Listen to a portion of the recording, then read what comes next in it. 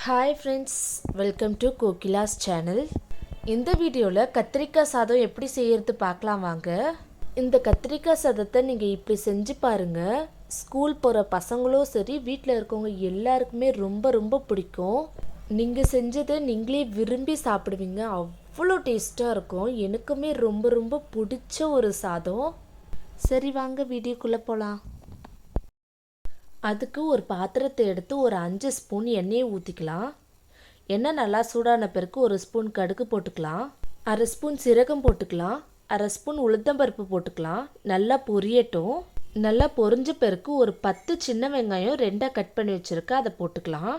ஒரு spoon salt போட்டுக்கலாம். நல்லா விதக்கி விட்டுக்கலாம். கொஞ்சமாக கருவேப்பிலை போட்டுக்கலாம்.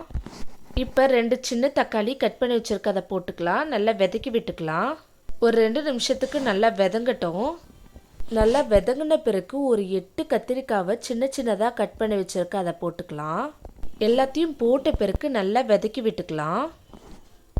சிம்மில் ஒரு 3 நிமிஷத்துக்கு நல்லா விதங்கட்டும்னு மூடி போட்டு க்ளோஸ் பண்ணி வச்சுக்கலாம்.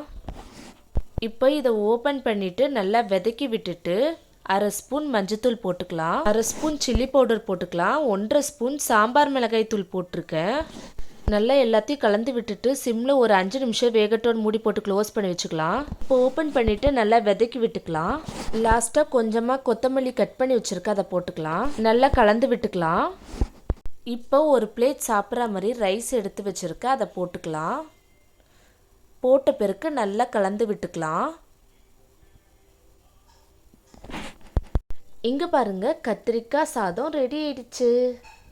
இதே மெத்தடில் செஞ்சு பாருங்கள், செம்ம டேஸ்ட்டாக இருக்கும்.